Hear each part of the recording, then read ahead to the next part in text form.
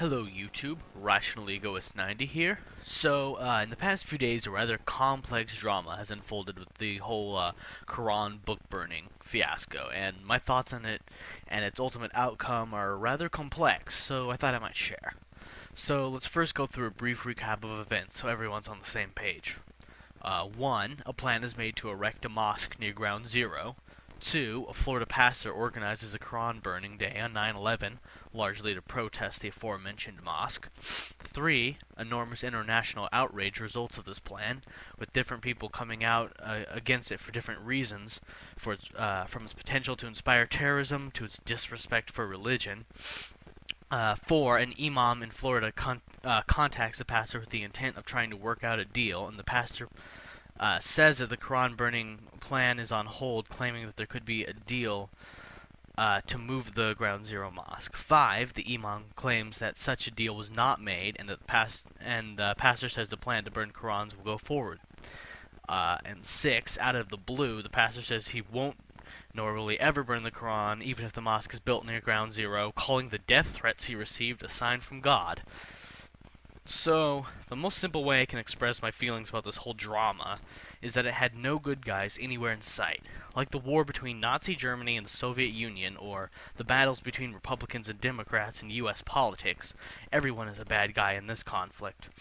On the one hand, you have a psychotic fundamentalist pastor wanting to promote his views through ignorance rather than enlightenment, holding a symbolic gesture that has always been associated with fascists, book burning. On the other hand, most of the rhetoric of the people who opposed the book burning plan was in the wrong as well. This includes both Islamic leaders who thought Obama should do something about it, i.e. use legal force of arms to halt free expression, a whole legion of misguided hippies who think that all religions deserve inherent respect, and worst of all, radical Muslims threatening violence. And even though it doesn't justify a book burning in an open society where Islam is a small minority, it doesn't help that the Quran is a book associated with possibly the most vile, disgusting, repressive, anti-intellectual load of authoritarian pig shit ideology called Islam. While the pastor was proposing to do a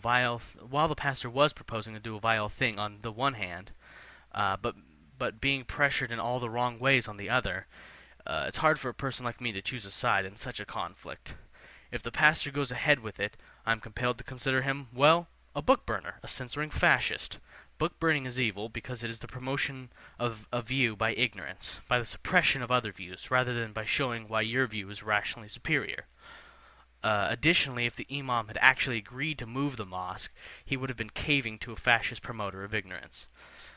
But if the pastor caves, which he ultimately did, well, according to him, the death threats were signs from God, so using his religious catch-all, he can say that he didn't cave, but whatever.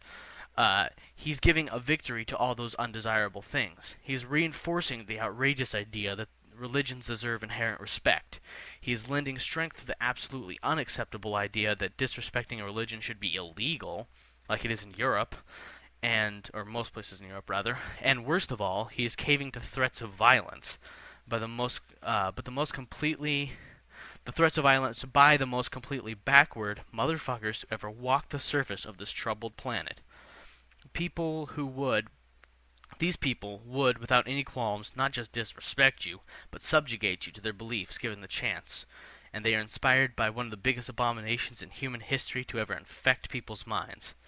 This means that the purveyors of violence, ignorance, repression, and theocracy win through their violence, and our own misguided population further accepts it on the reprehensible idea that freedom of religion means inherent respect for religion. And so for these reasons, this conflict was doomed from the beginning to turn out badly. At least hopefully this unexpected gesture of peace by the pastor is a sign of him growing a frontal lobe.